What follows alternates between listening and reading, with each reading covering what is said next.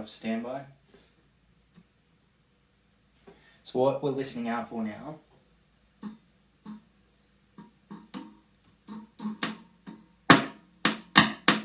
so do you hear that? So essentially what I'm going to do is tap these, the preamp tubes,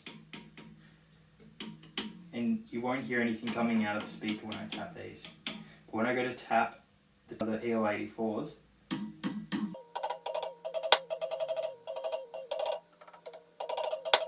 hear that cracking in the speaker? I'm touching it ever so lightly.